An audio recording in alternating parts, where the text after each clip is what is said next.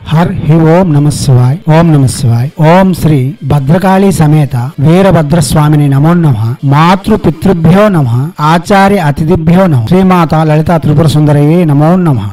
శివశక్తి స్వరూపులారా, వస్తున్నది అతి విశేషమైన శరన్నవరాత్రి పర్వదినాలు. దుర్గాదేవి యొక్క అనుగ్రహం పొందేందుకు చాలా ఉపకృతమయ్యే ఈ దినములను ప్రతి హైందవ సనాతన ధర్మం ఆచరిస్తున్న వారు సద్వినియోగం పరచుకోవడానికి తమ వంతుగా ప్రయత్నం చేస్తూ ఉంటారు. అయితే ఏదైనా మంచి జరగాలన్నప్పుడు సందేహాలు ఎక్కువగా వస్తూ ఉంటాయి. ఎందుకంటే చెడు చేసేటప్పుడు మనం ముహూర్తం చూడం గాని మంచి చేసేటప్పుడు ఏదైనా మనకు ఉపకృతం జరుగుతుంది అన్నప్పుడు ముహూర్తాలు చూస్తాం. ఎందుకంటే వచ్చేది సుస్థిరంగా ఆ జీవనం మనతో ఉండాలని. అందుకోసమే ప్రతి మంచి పనికి ముహూర్తం చూసుకుంటూ ఉంది. అయితే ఇప్పుడు వస్తున్న శరన్నవరాత్రులు దేవత యొక్క అనుగ్రహం పొందేందుకు అతి విశేషమైన దినములు. దీనిని ప్రతి వారు సద్వినియోగం పరచుకోవాలి. ఎటువంటి తప్పిదాలు జరగకుండా చూసుకోవాలి. ఎందుకంటే రత్నశ్రీ హిందూ సేవా సమాజ్ ప్రతిసారి చెబుతుంది, డెమోక్రసీలో సెక్షన్ కి దొరకకూడదు, ఆరాధనలో అపరాధములు ఉండకూడదు. డెమోక్రసీలో ఎలాగైతే సెక్షన్ కి దొరికితే ఎలాంటి వారినైనా సరే శిక్షిస్తారో ఆరాధనలో అపరాధములు ఉండకూడదు. తెలియక చేసే అపరాధములకు తక్షణమే శ్రీమాతకు క్షమాపణ చెప్పుకోవాలి. దివ్యాత్మ స్వరూపులారా, స్త్రీమూర్తికి క్షమాపణ చెప్పడం అంటే చాలా ఆనందం. కాబట్టి ప్రతి పూజలోనూ క్షమాపణ చెబుతూ ఆమెను మెప్పిస్తూ ముందుకు సాగడం విశేషమైన భక్తి భావమును ప్రకటిస్తుంది. దాని వలన సత్ఫలితములు కూడా పొందగలం. అయితే దసరా నవరాత్రులను ఎలా జరుపుకోవాలి అన్నది ప్రతి వారి యొక్క సందేహంగా ఉంటుంది. దానికి తెలిసిన వారు తనకు తానుగా గుణించుకొని పట్టికల అమర్చుకొని చేసుకుంటారు. గాని రత్నశ్రీ శిష్య పరివారము గురువు గారు మీరు చెప్పాలి అంటూ వేచి ఉంటారు. వారి కోసం పర్టికులర్స్ అందించవలసిన బాధ్యత గురువుగా నాపై ఉంది. కాబట్టి మీకు ఇవి అందిస్తున్నాను. మీరు కూడా ఆలోచనతో యోచించి ఒక పట్టికలు అమర్చుకున్న తర్వాతే నవరాత్రి పర్వదినములు ప్రారంభించండి. మనకు ఆదివారం అమావాస్య వస్తుంది. ఆదివారం అమావాస్య రావడం విశేషమైన ఫలితములు ఇస్తుందని సాధనలకు మరియు మంత్ర ఉపయోగములకు ఔషధ సేకరణకు చాలా వరకు ఉపకరిస్తుంది. అంతేకాక ఆ రోజు గ్రహణం. మనం పూర్ణిమ నుండి పితృతర్పణములు ప్రారంభిస్తాం. మహాలయ పక్షమును ఆచరిస్తూ వస్తున్నాం. చాలా మంది అమావాస్య రోజే పితృపక్షం పాలిస్తారు. కాగా మధ్యలో పితృతర్పణములు ఇచ్చినప్పటికీ అమావాస్య రోజు తప్పనిసరి ఇస్తారు. ఉదయం పూట అమావాస్య రోజు పితృతర్పణములు ఇచ్చి రెండవ పూట పోలేరు అమావాస్య జరుపుకుంటూ ఉండడం మనం చూస్తూ ఉంటాం. ఈసారి గ్రహణం రావడం ఇంకా విశేషతను పెంచుతుంది. కాబట్టి మనం ఎలా చేయాలి? 21 సెప్టెంబర్ ఆదివారం ఉదయం యథా ప్రకారంగానే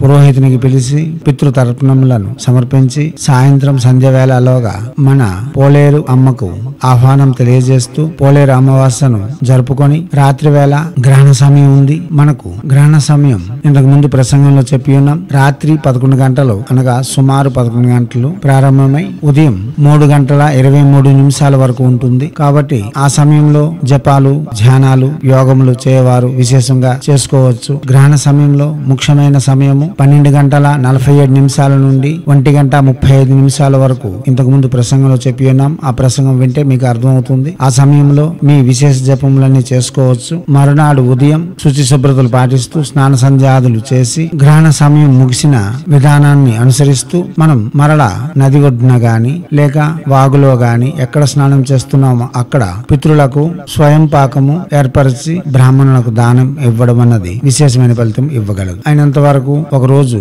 మనకు ఎక్కువ దొరికిందిగా భావన చేస్తూ దానిని ఆనందదాయకంగా స్వీకరిస్తూ గ్రహణం విడిచిన తర్వాత పితృలకు సంతృప్తి చేయడం తర్పణాలు ఇవ్వడం అన్నది చాలా విశేషతను చేకూరుస్తుంది. ఎందుకంటే ఈ సంవత్సరం మహాలయ పక్షం చాలా విశేషమైన ఫలితాలు ఇచ్చేదిగా వచ్చింది. పూర్ణిమ రోజు చంద్రగ్రహణం, అమావాస్య రోజు సూర్యగ్రహణం, మధ్యలో పితృదినములు అనగా మహాలయ పక్షం జరిగింది. దివ్యాత్మ స్వరూపులారా, ఇక దసరా విషయానికి వస్తే ఎవరైతే ఈ అమావాస్య రోజు గ్రహణం పడుతుంది కాబట్టి సోమవారం నాడు మనం నవరాత్రులు ప్రారంభించడానికి వీలుండదు. ఎందుకంటే ఆ రోజు గ్రహణ శూల అనగా గ్రహణ దోషం ఉంటుంది. ఆ దోషంతో మనం ఎటువంటి దీక్షలు ఇటువంటివి ప్రారంభించడానికి వీలుండదు. మనం 23వ తేదీ మంగళవారం ద్వితీయ రోజు కూడా ప్రారంభించి చేసిన 2వ తేదీ దసరా రోజు నాటికి 10 రోజులు అవుతుంది. ఇంకా మనం ఎటువంటి అపోహలు లేకుండా స్వశుద్ధంగా నిర్మలంగా చేసుకోవాలంటే బుధవారం ఉదయం అనగా 24వ తేదీ ఉదయం తృతీయ చిత్త చిత్తా నక్షత్రముతో కలశమును స్థాపించి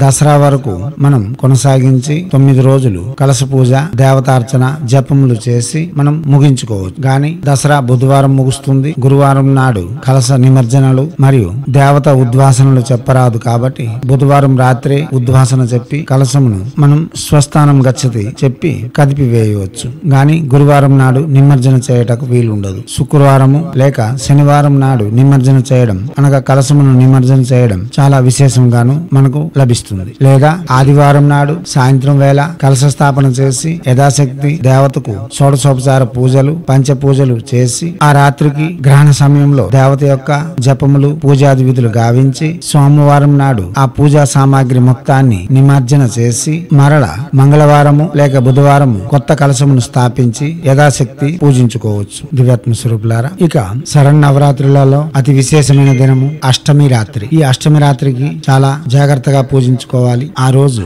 ఘోరమైన అతి శక్తివంతమైన పూజలు, జపములు జరపడం చాలా విశేషమైన ఫలితములు ఇవ్వగలదు. అయితే ఈ అష్టమి ఏ రోజు జరుపుకోవాలి అన్నది కూడా మనం తెలుసుకుందాం. 29 సెప్టెంబర్ సోమవారం సాయంత్రం 4:31 అష్టమి ప్రవేశిస్తుంది. 30వ తేదీ సెప్టెంబర్ మంగళవారం సాయంత్రం 6 గంటల వరకు ఉంటుంది. అంటే మంగళవారం నాడు రాత్రి వేళ అష్టమి ఉండదు. అష్టమి అన్నది రాత్రి వేళ జరుపుకునే ఓ పర్వదినం కాబట్టి మీరు అష్టమిని సోమవారం రాత్రే జరుపుకోవడం విశేషతను చేకూరుస్తుంది. ఇతర వివరములకు ప్రసంగములని వినండి. దుర్గా యొక్క ప్లేలిస్ట్ ను విని మీ అనుకూలత కొలది మీ ఆవశ్యకతను అనుసరించి జపములు చేసి శ్రీమాత యొక్క అనుగ్రహం పొందవచ్చు. ఈ పూజాది విధులు గావించి వారు ఎర్రని వస్త్రములు, దీక్షా కంకణ బద్దులే చేయడం చాలా విశేషమైన ఫలితములు ఇవ్వగలదు. ఏ జపం చేసినా రుద్రాక్ష, స్ఫటిక, రక్త చందనపు మాలలు విశేషమైన ఫలితములు ఇస్తాయి. నవరాత్రి పర్వదినములందు శ్రీమాతకు రోజుకు అవతారం ఉంటుంది. ఆ అవతారములకు అనుసరించి మంత్రములు పెట్టి ఉన్నాం. ఆ రోజుల్లో ఆ మంత్రములు చేయవచ్చు.